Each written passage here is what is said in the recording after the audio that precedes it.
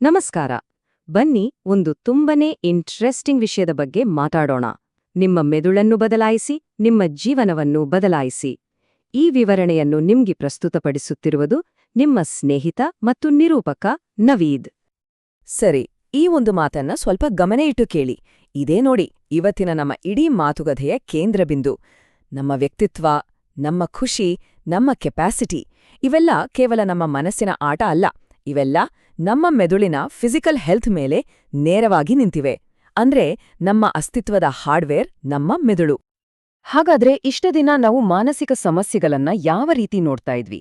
ಯಾಕೆ ಒಂದು ಹೊಸ ದೃಷ್ಟಿಕೋನದ ಅವಶ್ಯಕತೆ ಬಂತು? ಬನ್ನಿ ನೋಡೋಣ. ಇದನ್ನ ಗಮನಿಸಿ. ಹಿಂದೆಲ್ಲ ಏನಾಗ್ತಿತ್ತು ಅಂದ್ರೆ ಡಿಪ್ರೆಷನ್ ಅಥವಾ ಆತಂಕದಂತಹ ಸಮಸ್ಯೆಗಳನ್ನ ವ್ಯಕ್ತಿಯ ವೀಕ್ನೆಸ್ ಅಂತ ಸುಲಭವಾಗಿ ಜಡ್ಜ್ ಮಾಡ್ಬಿಡ್ತಿದ್ರು. ಆದ್ರೆ ವಿಜ್ಞಾನ ಈಗ ಸ್ಪಷ್ಟವಾಗಿ ಹೇಳುತ್ತೆ, ಇದು ಕ್ಯಾರೆಕ್ಟರ್ ಪ್ರಾಬ್ಲಮ್ ಅಲ್ಲ, ಇದು ಮೆದುಳಿನ ಒಂದು ಬಯೋಲಾಜಿಕಲ್ ಪ್ರಾಬ್ಲಮ್, ಅಂದ್ರೆ ಹಾರ್ಡ್ವೇರ್ ಸಮಸ್ಯೆ. ಈ ಒಂದು ಅರಿವು ಚಿಕಿತ್ಸೆಗೆ ಒಂದು ಸಂಪೂರ್ಣ ಹೊಸ ದಾರಿನೇ ತೆರೆದಿದೆ. ಹಾಗಾದ್ರೆ ಈ ಹೊಸ ದೃಷ್ಟಿಕೋನಕ್ಕೆ ಕಾರಣವಾದ ಆ ಒಂದು ಬ್ರೇಕ್ ಥ್ರೂ ಯಾವುದು? ವಿಜ್ಞಾನಿಗಳು ಹೇಗೆ ಕೆಲ್ಸ ಮಾಡ್ತಿರೋ ಮೆದುಳಿನ ಒಳಗೆ ನೋಡೋಕೆ ಸಾಧ್ಯವಾಯಿತು? ಒಂದು ಕ್ಷಣ ಯೋಚನೆ ಮಾಡಿ ನೋಡಿ. ನಮ್ಗೆ ಕಣ್ಣಿಗೆ ಕಾಣ್ದೇ ಇರೋ ಈ ಮಾನಸಿಕ ಸಮಸ್ಯೆಗಳಿಗೆ ಒಂದು ಭೌತಿಕ ರೂಪ, ಒಂದು ಚಿತ್ರ ಇದ್ರೆ ಹೇಗಿರತ್ತೆ? ಈ ಒಂದು ಯೋಚನೆಯೇ ಇಡೀ ವೈದ್ಯಕೀಯ ಲೋಕವನ್ನೇ ಬದಲಾಯಿಸಿದ್ದು. ಸ್ಪೆಕ್ಟ್ ಇಮೇಜಿಂಗ್ ಅಂದ್ರೆ ಏನಪ್ಪಾ ಅಂತ ತಲೆ ಕೆಡಿಸ್ಕೋಬೇಡಿ. ಸಿಂಪಲ್ ಆಗಿ ಹೇಳೋದಾದ್ರೆ ಇದು ಮೆದುಳಿನ ಒಂದು ಎಕ್ಸ್ರೇ ಅಲ್ಲ. ಬದಲಿಗೆ ಇದು ಮೆದುಳಿನ ಯಾವ ಭಾಗ ಫುಲ್ ಆಕ್ಟಿವ್ ಆಗಿದೆ, ಯಾವ ಭಾಗ ಸ್ವಲ್ಪ ಡಲ್ ಆಗಿದೆ ಅಂತ ತೋರ್ಸೋ ಒಂದು ಲೈವ್ ಆಕ್ಷನ್ ಮ್ಯಾಪ್ ಇದ್ದಾಗೆ. ಅಂದ್ರೆ ಮೆದುಳು ಹೇಗೆ ಕೆಲ್ಸ ಮಾಡ್ತಿದೆ ಅಂತ ತೋರ್ಸುತ್ತೆ. ನೋಡಿ, ಈ ಪ್ರೋಸೆಸ್ ನೋಡಕ್ಕೆ ಕಾಂಪ್ಲೆಕ್ಸ್ ಅನ್ಸಿದ್ರೂ ತುಂಬಾನೇ ಸಿಂಪಲ್. 4 ಸ್ಟೆಪ್ಸ್.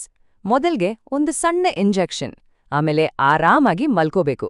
ಅಷ್ಟ್ರಲ್ಲಿ ಒಂದು ಸ್ಪೆಷಲ್ ಕ್ಯಾಮೆರಾ ತಲೆ ಸುತ್ತ ನಿಧಾನವಾಗಿ ತಿರುಗುತ್ತೆ. ಕೊನೆಗೆ ಕಂಪ್ಯೂಟರ್ ಎಲ್ಲಾ ಡೇಟಾನ ಸೇರಿಸಿ ಮೆದುಳಿನ ಚಟುವಟಿಕೆಯ ಒಂದು ಅದ್ಭುತ 3D ಚಿತ್ರವನ್ನೇ ರೆಡಿ ಮಾಡುತ್ತೆ. ಸ್ಯಾಲಿಯ ಈ ಮಾತು ಕೇಳಿ ಎಷ್ಟು ಅರ್ಥಗರ್ಭಿತವಾಗಿದೆ ಅಲ್ವಾ? ತನ್ನದೇ ಬ್ರೈನ್ ಸ್ಕ್ಯಾನ್ ನೋಡಿದ ಮೇಲೆ ಅವಳಿಗೆ ಆದ ಅರಿವು ಇದು. ಅಯ್ಯೋ, ವರ್ಷಗಟ್ಟಲೆಯಿಂದ ನನ್ನನ್ನೇ ನಾನು ದೂಷಿಸ್ಕೊಳ್ತಾ ಇದ್ದೆ, ಆದ್ರೆ ಇದು ನನ್ನ ತಪ್ಪಲ್ಲ, ಇದೊಂದು ಮೆಡಿಕಲ್ ಕಂಡೀಷನ್ ಅಷ್ಟೇ ಅಂತ ಅವಳಿಗೆ ಅರ್ಥವಾಯ್ತು. ಆ ಒಂದು ಕ್ಷಣ ಅವಳ ಇಡೀ ಜೀವನದ ದಿಕ್ಕನ್ನೇ ಬದಲಾಯಿಸಿತು.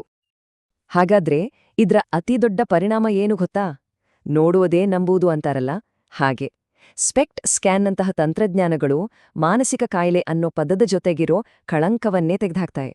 ಇದು ಯಾರ್ದೋ ವೀಕ್ನೆಸ್ ಅಲ್ಲ, ಬದಲಿಗೆ ಚಿಕಿತ್ಸೆ ಕೊಡ್ಬೋದಾದ ಒಂದು ಮೆಡಿಕಲ್ ಪ್ರಾಬ್ಲಮ್ ಅಂತ ಎಲ್ರಿಗೂ ಅರ್ಥ ಮಾಡಿಸುತ್ತೆ. ಸರಿ, ಈಗ ಮೆದುಳಿನ ಒಂದು ತುಂಬಾನೇ ಇಂಪಾರ್ಟೆಂಟ್ ಭಾಗದ ಬಗ್ಗೆ ಮಾತಾಡೋಣ. ನಮ್ಮ ಭಾವನೆಗಳನ್ನೆಲ್ಲ ಕಂಟ್ರೋಲ್ ಮಾಡೋ ಸೆಂಟರ್ ಯಾವುದು ನೋಡೋಣ ಬನ್ನಿ. Deep limbic system. ಇದನ್ನ ನಮ್ಮ ಮೆದುಳಿನ ಮೂಡ್ ಕಂಟ್ರೋಲ್ ಸೆಂಟರ್ ಅಂತಾನೆ ಕರೀಬಹುದು. ಯಾಕಂದ್ರೆ ಇದು ನಮ್ಮ ಅನುಭವಗಳಿಗೆ ಒಂದು ಭಾವನಾತ್ಮಕ ಬಣ್ಣ ಕೊಡುತ್ತೆ. ಅಂದ್ರೆ ನಾವು ಒಂದು ಘಟನೆಯನ್ನ ಖುಷಿಯಿಂದ ನೋಡ್ತೀವ ಅಥವಾ ದುಃಖದಿಂದ ನೋಡ್ತೀವ ಅನ್ನೋದನ್ನ ಡಿಸೈಡ್ ಮಾಡೋದೇ ಈ ಸಿಸ್ಟಮ್. ಈ ಸಿಸ್ಟಮ್ನ ಕೆಲ್ಸಗಳು ನಿಜಕ್ಕೂ ಆಶ್ಚರ್ಯ ಹುಟ್ಟಿಸ್ತೆ.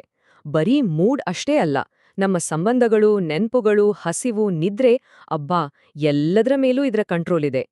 ಒಂದ್ ಇಂಟ್ರೆಸ್ಟಿಂಗ್ ವಿಷಯ ಏನಂದ್ರೆ, ಈ ಸಿಸ್ಟಮ್ ಯಾವಾಗ ಓವರ್ ಆಕ್ಟಿವ್ ಆಗುತ್ತೋ ಆಗ ಇಡೀ ಪ್ರಪಂಚವೇ ನಮಗೆ ನೆಗೆಟಿವ್ ಆಗಿ ಕಾಣಕ್ ಶುರುವಾಗುತ್ತೆ. ಥೇಟ್ ಒಂದು ನೆಗೆಟಿವ್ ಕನ್ನಡಕ ಹಾಕೊಂಡ ಹಾಗೆ. ಸರಿ, ಇಷ್ಟೊತ್ತು ನಾವು ಮೆದುಳಿನ ಹಾರ್ಡ್ವೇರ್ ಬಗ್ಗೆ ಮಾತಾಡಿದ್ವಿ. ಈಗ ಅದರ ಸಾಫ್ಟ್ವೇರ್ ಅಂದ್ರೆ ನಮ್ಮ ಆಲೋಚನೆಗಳ ಬಗ್ಗೆ ಮಾತಾಡೋಣ. ಅಷ್ಟೇ ಅಲ್ಲ, ಆ ನೆಗೆಟಿವ್ ಆಲೋಚನೆಗಳನ್ನ ನಾವು ಹೇಗೆ ಬದಲಾಯಿಸಬಹುದು ಅಂತಾನೂ ನೋಡೋಣ. ಈಗ ನಮ್ಮ ಮನಸ್ಸಿನೊಳಗೆ ಸೈಲೆಂಟ್ ಆಗಿ ಬಂದು ಸೇರ್ಕೊಳ್ಳೋ ಒಂದು ದೊಡ್ಡ ಶತ್ರು ಇದೆ. ಅದರ ಹೆಸರು ANTs, ಅಂದ್ರೆ ಆಟೋಮ್ಯಾಟಿಕ್ ನೆಗೆಟಿವ್ ಥಾಟ್ಸ್. ಕನ್ನಡದಲ್ಲಿ ಸ್ವಯಂಚಾಲಿತ ನಕಾರಾತ್ಮಕ ಆಲೋಚನೆಗಳು. ಹೆಸರೇ ಹೇಳೋ ಹಾಗೆ ಇವು ಇರುವೆಗಳ ತರ ಸಾಲು ಮಾಡ್ಕೊಂಡು ನುಗ್ಗಿ ಬರ್ತವೆ. ನಮ್ಗೆ ಗೊತ್ತಾಗೋಷ್ಟರಲ್ಲಿ ನಮ್ಮ ಪಾಸಿಟಿವ್ ಮೂಡನ್ನೆಲ್ಲ ಹಾಳು ಮಾಡ್ಬಿಟ್ಟಿರ್ತವೆ. ಹಾಗಾದ್ರೆ ಈ ಆಂಟ್ಸ್ಗಳನ್ನ ಓಡ್ಸೋದು ಹೇಗೆ? ತುಂಬಾ ಸಿಂಪಲ್. ಮೊದಲನೇ ಸ್ಟೆಪ್, ಆ ನೆಗೆಟಿವ್ ಯೋಚನೆ ಬಂದ ತಕ್ಷಣ ಅದನ್ನ ಗುರ್ತಿಸ್ಬೇಕು. ಆಮೇಲೆ ಅದನ್ನ ಪ್ರಶ್ನಿಸ್ಬೇಕು, ಇದು ನಿಜಾನಾ ಅಂತ. ನೋಡಿ, ನೀನು ಯಾವತ್ತೂ ನನ್ನ ಮಾತು ಕೇಳಲ್ಲ ಅನ್ನೋ ಯೋಚನೆ ಬಂದ್ರೆ ಅದಕ್ಕುತ್ತರವಾಗಿ ಹಾಗೇನಿಲ್ಲ, ಹಿನ್ನೆ ಕೇಳಿದ್ಯಾ, ಮುಂದೇನೂ ಕೇಳ್ತೀಯಾ, ಈಗ ಬಹುಶಃ ಗಮನ ಬೇರೆ ಕಡೆ ಇದೆ ಅಷ್ಟೇ ಅಂತ ಹೇಳ್ಬೇಕು. ಹೀಗೆ ಮಾಡಿದಾಗ ಆ ನೆಗೆಟಿವ್ ಯೋಚನೆ ತನ್ನ ಪವರ್ ಕಳ್ಕೊಳ್ಳುತ್ತೆ. ಇಲ್ಲಿ ನೋಡಿ, ಕೆಲವು ಕಾಮನ್ ಆಗಿ ಬರೋ ANTs ಯಾವಾಗ್ಲೂ ಹೀಗೆ, ಎಂದಿಗೂ ಸರಿ ಹೋಗಲ್ಲ ಅನ್ನೋದು, ಅಥವಾ ಬೇರೆಯವರು ಏನ್ ಯೋಚಿಸ್ತಿದ್ದಾರೆ ಅಂತ ನಾವೇ ಊಹೆ ಮಾಡ್ಕೊಳ್ಳೋದು. ಇಲ್ಲಾಂದ್ರೆ ಎಲ್ಲದಕ್ಕೂ ಬೇರೆಯವ್ರನ್ನೇ ಬ್ಲೇಮ್ ಮಾಡೋದು. ಈ ಥರದ ಯೋಚನೆಗಳು ಬಂದಾಗ ಅದನ್ನ ಗುರುತಿಸೋದೇ ಮೊದಲನೇ ಗೆಲುವು. ಸರಿ, ಈಗ ಕೊನೆಯದಾಗಿ ಈ ಎಲ್ಲಾ ವೈಜ್ಞಾನಿಕ ಮಾಹಿತಿ ನಮಗೆ ಹೇಗೆ ಒಂದು ಹೊಸ ಭರವಸೆಯನ್ನ ಕೊಡುತ್ತೆ ಅಂತ ಸಂಕ್ಷಿಪ್ತವಾಗಿ ನೋಡೋಣ. ಹಾಗಾದ್ರೆ ಈ ಇಡೀ ಚರ್ಚೆಯ ಸಾರಾಂಶವೇನು? ಒಂದೇ ವಾಕ್ಯದಲ್ಲಿ ಹೇಳೋದಾದ್ರೆ ಇದೆ. ನಮ್ಮ ಜೀವನದಲ್ಲಿ ಪಾಸಿಟಿವ್ ಬದಲಾವಣೆಗಳನ್ನ ತರಬೇಕು ಅಂದ್ರೆ ಮೊದಲು ನಮ್ಮ ಮೆದುಳಿನ ಹಾರ್ಡ್ವೇರ್ ಸರಿ ಇದೆಯಾ ಅಂತ ನೋಡ್ಕೊಳ್ಬೇಕು.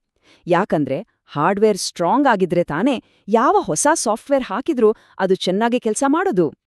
ಈ ಒಂದು ಕೊನೆಯ ಪ್ರಶ್ನೆಯೊಂದಿಗೆ ಇವತ್ತಿನ ಮಾತುಕತೆಯನ್ನ ಮುಗಿಸೋಣ.